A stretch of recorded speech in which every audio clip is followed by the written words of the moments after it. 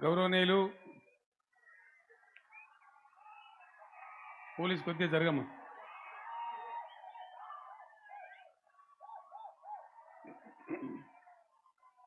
మన రాష్ట్ర ఉప ముఖ్యమంత్రి వర్యులు శ్రీ కడియం శ్రీహరి గారు, గౌరవనీయులు పార్లమెంట్ సభ్యులు శ్రీ సీతారాం నాయక్ గారు,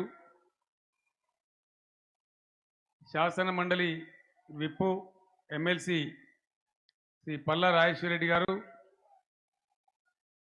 రాష్ట్ర మానవ అభివృద్ధి సంస్థ కార్పొరేషన్ చైర్మన్ శ్రీ రాజయ్య యాదవ్ గారు, జడ్పీ చైర్మన్ శ్రీమతి పద్మ గారు,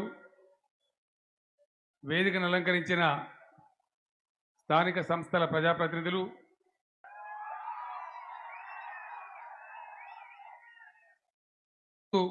కార్యకర్తగా ఇది నా బాధ్యత. మీకు నేను మనవి చేస్తా. కొత్తగూడెం ఎంత ఉత్పత్తి అవుతుంది, రామగుండం ఎంత అవుతుంది, సెంట్రల్ గవర్నమెంట్ వాటా వస్తున్నదా లేదా, ఎన్టీపీసీ నుంచి ఎటు ఎంత సప్లై అవుతున్నది, కరెక్టే ఉందా, ఎటమడం ఉందా అని చెప్పి చూస్తే కాపలా కుక్కలాగా మేము పనిచేస్తే మీకు మంచి పవర్ వస్తూ ఉంది, మంచి కరెంట్ వస్తూ ఉంది. ఇలా ట్రాన్స్ఫార్మర్లు కాల్తలేవు, మోటార్లు కాల్తలేవు. నేను కూడా కాపోనే, నాకు కూడా వ్యవసాయం ఉంది, నా మోటార్లు కూడా కాలినాయి.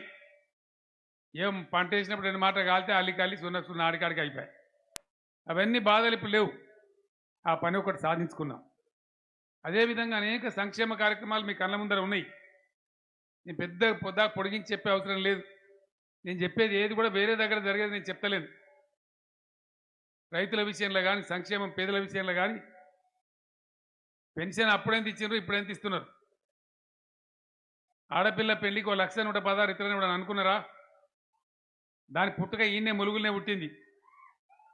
ఆ తండా పేరేందో నాకు తెలియదు. భాగ్యతాండా. చందులాల్ గారు నేనంతా కలిసి ఇక్కడ ములుగు ప్రాంతంలో ఉద్యమ మీటింగ్ పెట్టి తిరిగిపోతున్నాం. ఆ టైంలో కొంతమంది టీఆర్ఎస్ గవర్నమెంట్లో పుడితే 13,000 ఇచ్చి, మగపిల్లవాడు పుడితే 12,000 ఇచ్చి, అమ్మఒడి వాహనంలో ఇంటికాడ దించి కేసీఆర్ కిట్ చేతికిచ్చి పంపిస్తూ ఉన్నారు. ఇది కూడా ఎక్కడ లేదు, ఎవరు ఊహించలే. ఇది కావాలని చెప్పి మమ్మల్ని పెన్షన్ 1000 రూపాయల పెన్షన్ ఉంది. ఇవన్నీ కూడా మీ ఊళ్ళో ఉన్నాయి. మీరు ఎక్కడో పోయి తెలుసుకునే అవసరం లేదు. నేను చెప్పేది నిజం, స్టోరీ కానీ కథ కానీ చెప్తలేను నేను. అదే రకంగా రైతుల గురించి ఎవడన్నా ఆలోచించారా? చరిత్రలో రైతు బంధు వ్యవసాయానికి పెట్టుబడి ఇచ్చిండ్రా? నేను ఇప్పుడు రాగా లక్నవరం మీకెళ్ళి వచ్చిన, లక్నవరం, గణపురం, రామప్ప చెర్ల కింద పంటలు పండితే దంచి వసూలు చేసారు నీటి తీరువా. ఇవాళ నీటి తీరువా రద్దు చేసినాం, రద్దు అయిపోయింది. నీటి తీరువా వసూలు ఉండదు ఈ రాష్ట్రంలో. పంటలు హ్యాపీగా పండించుకోవచ్చు. వ్యవసాయదారులు దున్నుకునే ట్రాక్టర్లకు ట్యాక్స్ రద్దు చేసినాం. ఎకరానికి 4,000 చొప్పున పెట్టుబడి రైతు బంధిస్తా ఉన్నాం. రైతు చచ్చిపోతే, సామాన్యమైన రైతు పావెకరం అర్ధెకరం ఉన్న రైతు చచ్చిపోతే కూడా వాళ్ళ ఇంటికి 5 లక్షలు జమ అయ్యేటట్టు రైతు బీమా చేసినాం. మీ దగ్గర కూడా ఇప్పుడు చాలామందికి వచ్చింది. మొత్తం రాష్ట్ర వ్యాప్తంగా 4,000 మంది రైతులకు వచ్చింది. ఇది ఇండియాలో ఎక్కడైనా ఉందా ఈ స్కీము? నరుకుమంటే నరుకుతారు. రాహుల్ గాంధీ, రైక గాంధీ, ఈ గాంధీ, ఆ గాంధీ, తోక గాంధీ. మొన్న నరేంద్ర మోడీ వచ్చిండ్రు. నరేంద్ర మోడీ భారతదేశానికి ప్రధానమంత్రి. ఆయన పచ్చి అబద్ధాలు మాట్లాడండి. ఆయన మాట్లాడిండు, ఆయన పార్టీ అధ్యక్షుడు మాట్లాడిండు. నిజామాబాద్కి వచ్చాడు, ఏమంటాడు? తెలంగాణ కరెంటు చక్కగా లేదు అన్నాడు. నేనన్నా మోదీ గారు నువ్వు అక్కడనే ఉండు, నేను హెలికాప్టర్ తీసుకొని వస్తా, గంట లోపల నీ సంగతి నా సంగతి పెడదాం నిజామాబాద్ చౌరస్తాలో అన్న. ఉండలే, దాటిపోయింది. అంటే ఈ ప్రధానమంత్రి స్థాయిలో ఉన్న వ్యక్తులు కూడా ఇంత కిరికిరి మాట్లాడతారా? ఇది దేశమా? ఇంత అరాచకమా? దేశాన్ని పరిపాలించేటోళ్ళు అంటే అంత అధ్వానమైన రాజకీయాలు మన దేశంలో ఉన్నాయి. ఎటుపడితే మాట్లాడతారు. నేను ఒక మాట్లాడుతున్న ఈ ములుగు నుంచి, నరేంద్ర మోడీ గారు ఇండియాలో ఇవాళ నీ బీజేపీ ప్రభుత్వాలు 19 రాష్ట్రాలలో ఉన్నాయి. ఎక్కడన్నా ఒక్క రాష్ట్రంలో మీరు 1000 రూపాయల పెన్షన్ ఇస్తున్నారా? మీ 19 గవర్నమెంట్ రాష్ట్రాలలో ఎక్కడన్నా 1000 రూపాయల పెన్షన్ ఇస్తున్నారా? కళ్యాణ లక్ష్మి స్కీమ్ ఇస్తున్నారా? రైతులకు 24 గంటల కరెంట్ ఇస్తున్నారా? మీ మొఖాలకు తెలంగాణకు వచ్చిన ఏది పడితే అది మాట్లాడితే మేమైనా పిచ్చిపోచగలమా? నువ్వు అన్నదంతా ఇని ఉండటానికి ఇది తెలంగాణ ఉద్యమాల గడ్డ, చైతన్యం ఉన్న ప్రాంతం. ఎట్లా జవాబు చెప్పానో అట్లా చెప్తారు. ఈ స్టేట్లో ఒక్క సీటు కూడా రాదు బీజేపీకి. ఆ విధంగా దెబ్బ కొట్టి చూపిస్తారు. కారణం ఏంటంటే అవాకులు చెవాకులు ఇష్టం వచ్చినట్టు మేము మాట్లాడితే చెల్తుందనే పద్ధతిలో అహంకారపూరితంగా వీళ్ళు మాట్లాడుతూ ఉన్నారు. కాంగ్రెస్ బీజేపీ ఇద్దరు కూడా వీళ్ళ అహంకారం పోవాలి. మేము జాతీయ పార్టీలం, మొత్తం దేశాన్ని చెరబట్టినం, మా గుప్పిట్లే ఉంటుంది, ఏదైనా మేమే చేయగలం అనే గర్వం దిగాలి. దిగానంటే భారతదేశంలో ఫెడరల్ ఫ్రంట్ గవర్నమెంట్ రావాలి. నేను ఇప్పుడే కోరుతున్నా మిమ్మల్ని, దయచేసి రేపు పార్లమెంట్ ఎన్నికలు ఇప్పుడు ఎట్లా మనం గెలుతున్నాం, చందులాల్ గారిని కూడా మీరు చాలా పెద్ద మేరతో గెలిపిస్తారు నాకు తెలుసు. సర్వే రిపోర్ట్ చూసిన నేను 100% గెలుతున్నాం. దానికి డగ్ మీరు ఇంత మంది వచ్చిన తర్వాత ఇంకేమున్నది ఎలక్షన్గా? ఈ మంది ఏం మంది, గీదమైన మంది ములుగులో జమ అయితే ఏం ఎలక్షన్ ఏముంది? జుట్టుకు 2 ఓట్లు అయితే ఒడిచిపోయా, కథలు వేసేపాయ. కళ్ళ ముందే కనబడుతుంది కదా మానవ సముద్రం లాగా. ఎలక్షన్ రిజల్ట్ డిక్లేర్ టుడే, కొత్తగా డిక్లేర్ కావాల్సిన లేదు, తంతు జరుగుతుంది అంతే. ఆ విధంగా ఎన్నికల ఫలితాలలో మనం కేంద్రంలో పార్లమెంట్ ఎన్నికల్లో కూడా ఫెడరల్ గవర్నమెంట్ వచ్చే పరిస్థితి చేస్తే వీళ్ళ నిషా దిగాలి. ఆ విధంగా మనం ముందుకు పోవాలి, అట్లా ఆలోచన చేయాలి. లేకపోతే ఎక్కడనో ములుగులో, ఎక్కడనోగా పసరాలో, గోవిందరావుపేటలో, ఇంకొక చోట మనం నడిపే చిన్న పాఠశాల మీద ఢిల్లీ పెత్తనం ఏందండి? ఎక్కడనో మనం ఉండేటువంటి ఒక చిన్న మామూలు ప్రైమరీ హెల్త్ సెంటర్ మీద ఢిల్లీ పెత్తనం ఏంది? కర్ర పెత్తనం కాకపోతే వ్యవసాయ శాఖ మీద మీ పెత్తనం ఏంది? రూరల్ డెవలప్మెంట్ మీద ఢిల్లీ పెత్తనం ఏంది? అర్బన్ డెవలప్మెంట్ మీద మీ పెత్తనం ఏంది? మీకు ఏమవసరం? చేయవలసిన పని చేయరు, ఈ పిచ్చి పనులన్నీ చేసుకుంటూ చిల్లర రాజకీయాలు చేస్తారు. అందువల్ల రాబోయే రోజులలో పార్లమెంట్ ఎన్నికలు కూడా అన్నిటికన్ని సీట్లు మనమే గెలవాలి. నేను మీ అందరితో ప్రార్థించేది ఒకటే, గిరిజన బిడ్డలు, ఈ ప్రాంతం గిరిజన ప్రాంతం, గిరిజన బిడ్డలు 50 ఏళ్ళు కొట్లాడింది. మా తండాలో మా రాజ్యం ఎవడు కూడా ఇయ్యలే, ఎవడు మాట్లాడలే, ఎవడు పట్టించుకోలే. భారతదేశంలోనే మొట్టమొదటిసారిగా టీఆర్ఎస్ ప్రభుత్వం రాష్ట్ర వ్యాప్తంగా 3500 గిరిజన పంచాయతీలను, తండా పంచాయతీలు ఏర్పాటు చేసినాం. ఈ ఎన్నికల తర్వాత ములుగులో కూడా 35 తండాలు, ఆదివాసీ గూడాలు, లంబాడ తండాలు అన్నీ కూడా ఏర్పాటు చేసినాం. ములుగులో కూడా 35 గూడాలు, తండాలు, గ్రామ పంచాయతీలు అయినాయి. ఈ అసెంబ్లీ ఎలక్షన్ తర్వాత 1 నెలలోపు పంచాయతీరాజ్ ఎన్నికలు వస్తాయి. ఒకసారి పంచాయతీరాజ్ ఎన్నిక జరిగితే 3500 మంది గిరిజన బిడ్డలు, లంబాడాలు, ఆదివాసీలు, గోండులు అందరూ కూడా సర్పంచ్లై రాజ్యం వెళ్తారని చెప్పి నేను మనవి చేస్తా ఉన్నా.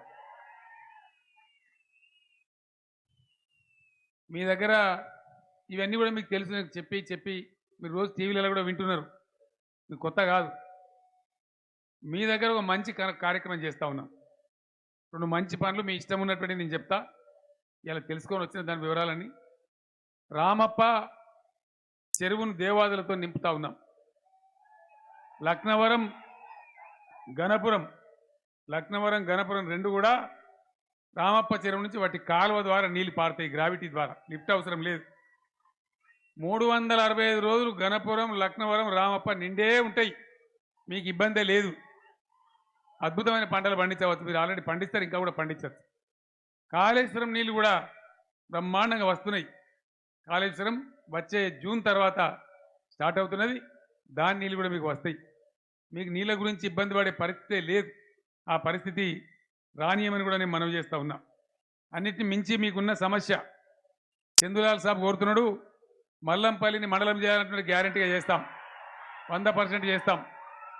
పోడు భూములకు పట్టాలు ఇవ్వాలని కోరుతున్నారు, 100% ఇస్తాం. ఎందుకంటే ఈ పోడు భూముల వ్యవహారం ఒకసారి తేలాలి. గిరిజన బిడ్డల పాపం దున్నుకొని ఉన్నారు, కొత్తగా అడవి కొట్టుడు బంద్ చేసి ఉన్న వాటికి మాత్రం గ్యారంటీగా ఒక 6 నెలలలోపే మీకు పట్టాలు ఇప్పిస్తాను. మీకు కూడా రైతు బంధు వస్తుంది, బ్యాంక్ లోన్లు వస్తాయి, అది నేనే స్వయంగా వచ్చి కూర్చొని చేపిస్తానని మనం చేస్తూ ఉన్నా. అన్నిటికీ మించి ఈరోజు పొద్దున్నే నేను ఛత్తీస్గఢ్ చీఫ్ సెక్రటరీ కూడా మాట్లాడినా. ఎందుకంటే వాళ్ళది కూడా మనలాగానే పెద్ద అడవి ప్రాంతం, వాళ్ళు కూడా చాలా జిల్లాలు చేసుకున్నారు. కాబట్టి ఎంత జనాభాకు చేసినారు, భౌగోళిక విస్తారం ఎంత చేసినంటే స్పెషల్ కన్సిడరేషన్ కింద ట్రైబల్స్ ఎక్కువ ఉన్న ప్రాంతంలో చేసినాం సార్ అని చెప్పినారు. ములుగు వాసుల యొక్క ఒక కోరిక ఉంది, మీరు ప్రబలంగా కోరుతున్నారు. ఖచ్చితంగా ములుగు జిల్లా కావాలని 100% చేసి తీర్థాన్ని నేను కేసీఆర్గా మీకు హామీ ఇస్తా ఉన్నా. 100% చేస్తాం. ప్రత్యేకమైన గిరిజన జిల్లాగా మీరు చందులాల్ గారిని 1,00,000 ఓట్ల మెజార్టీతో గెలిపించాలని నేను కోరుతా ఉన్నా. 1,00,000 ఓట్ల మెజార్టీతోని చందులాల్ గారిని మీరు గెలిపించండి. ములుగు జిల్లా చేసి మీకు బహుమానంగా ఇస్తా. ఒక నెల 15 రోజుల లోపల నేనే వచ్చి ఇనాగరేషన్ చేస్తా మీ జిల్లా కార్యాలయం అని చెప్పి నేను మనవి చేస్తా ఉన్నా. తప్పకుండా చేద్దాం. మీరు భౌగోళికంగా ఉంది, దూరం ఉంది. ఈ మనుగూరు నుంచి ఇక్కడికి వస్తేనే ఇప్పుడు నాకు దాదాపు హెలికాప్టర్లోనే 20-25 నిమిషాలు పట్టింది. ఏమైంది సంథింగ్ రా చూడండి, అర్జెంట్ చూడండి, హాస్పిటల్ పంపేయండి అర్జెంట్. సేర్ గారు చూడండి, తొందరగా హాస్పిటల్ పంపేయండి. అదే జనం బాగా పొద్దున వచ్చింది, పెద్ద ప్రాబ్లం. సో తప్పకుండా మీ మనసులో ఉన్న కోరిక నేను నెరవేరుస్తాను. మీరు నా కోరిక కూడా నెరవేర్చాలని చెప్పి నేను కోరుతా ఉన్నా. మీ పోడు భూముల సమస్య బాధ్యత నాది. ములుగు జిల్లా ఎప్పుడో కాదు, డిసెంబర్లో ఎన్నికలైతే వీలైతే 26 జనవరికి ఇనాగరేషన్ కూడా చేసుకుందామని చెప్పి నేను మనవి చేస్తా ఉన్నా. ఎక్కడో ఆ ఏడాదికి చేస్తాం, 6 నెలలకు చేస్తాం కాదు, ఆ పద్ధతిలో ఏర్పాటు చేస్తాం. చాలా దూరం నేను వెళ్ళాలి. మల్లంపల్లి మండలం కావాలన్నారు, చేద్దాం. ములుగు జిల్లా కావాలన్నారు, తప్పకుండా చేసుకుందాం. నేను ఏదైనా మొండిపట్టు పడితే గట్టిగా పడితే మీకు తెలుసు, అదే పద్ధతిలో మీ కోరికలు నెరవేరుద్దాం. దయచేసి మీరు మీ రిజర్వేషన్ కూడా నేను చెప్పిన, మీరు పేపర్లలో చూస్తున్నారు, 100% మీ రిజర్వేషన్ కూడా తెచ్చే బాధ్యత నాది అని చెప్పి నేను మనవి చేస్తా ఉన్నా. అదేవిధంగా టీఆర్ఎస్ని గెలిపించి ములుగురిని జిల్లా చేసి ఈ అడవి ప్రాంతంలో కూడా బ్రహ్మాండమైన అభివృద్ధి కాంతిరేఖలు ప్రసరించేలాగా మీరు సహకరించాలి. చందులాల్ గారి కారు గుర్తుకే ఓటేయమని చెప్పి మీ అందరినీ కూడా పేరు పేరున కోరుతూ నేను సెలవు తీసుకుంటా ఉన్నా. జై తెలంగాణ, జై తెలంగాణ. కారు గుర్తుకే, కారు గుర్తుకే, జై తెలంగాణ. ధన్యవాదాలు.